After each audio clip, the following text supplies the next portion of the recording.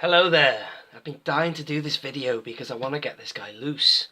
I'm going to be talking to you about the Imperial Death Trooper. I got hold of one a couple of weeks ago now at the Entertainer toy shop in the UK, where suddenly out of nowhere all these Black Series figures have been hitting the pegs, including some of the old stuff as well. So it's been interesting, and I got it for £5, so that's awesome. It means I don't have to be paying any scalper eBay prices or trawling through waiting for auctions and stuff, and also it means I don't have to open this as well, because I do keep my VC carded stuff carded, as you know. And actually it occurred to me that I've not actually ever opened the 5POA figure as well, so I'm going to be opening him. But on close inspection you can tell the quality of both of the figures, the fully articulated and the 5POA, in terms of the sculpt and the body, isn't that dissimilar really. It's hard to tell because the plastic is black. But it has been noted that some of these 5POA figures, the quality of them is marginally better than some of these fully articulated ones, which is an interesting observation. It's hard to tell, as I say, with the black plastic for this one. But anyway, I'll be opening him and I'll be doing a bit of a comparison. So this video here is a bit of everything. It's going to be a review, although it's a bit late to be reviewing him because he's been out for a while, especially the actual figure itself has been out for a long time. 2016 it came out. So I'll be looking at that. So welcome if you're here for a review of the Imperial Death Trooper. Stay tuned, we're going to do it in a minute. And also I'm going to compare it to the 5POA. And awesome, that's about it. So let's get this show on the road. Hold tight. Alright, let's see what we've got then, yeah? So I've got everything out of the packaging. Here is the fully articulated one. And here is the 5POA. And I'm not even lying to you. I don't know if I'm just dreaming this. Please let me know what you think. But the 5POA immediately just seems like a sharper plastic, or the cuts are better, or I just don't know what it is. I mean, obviously it sucks because I hate the fact that you can't articulate it. Although personally, if you want to know what I like, I don't really want to do much with the legs.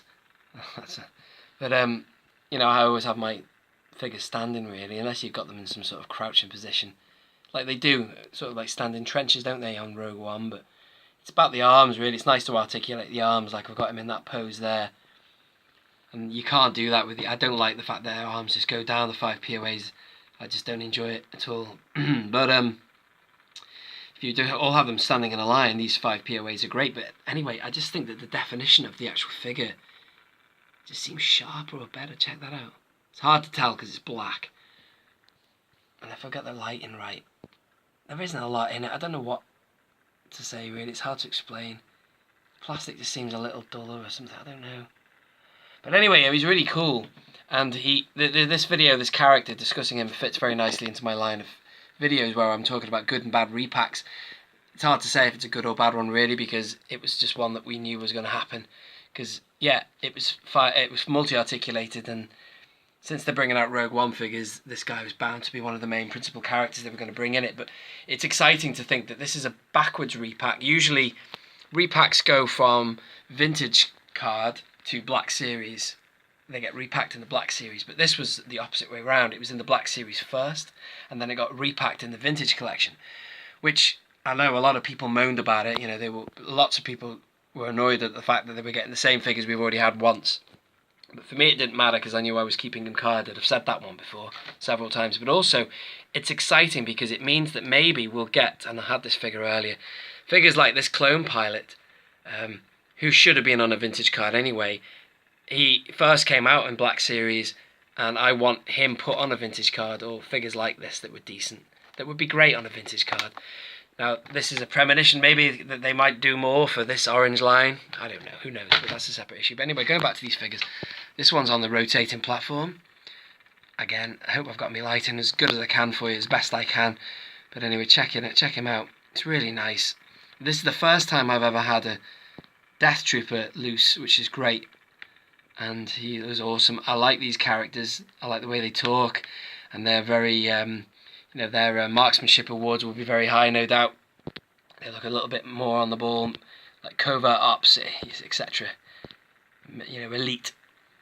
But and obviously they hang around a lot with Krennic.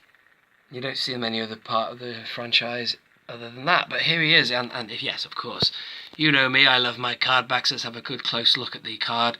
I am expecting to get a another Death Trooper from Dark Side Toys. I've asked for another one because I want one without the multi-language on the front.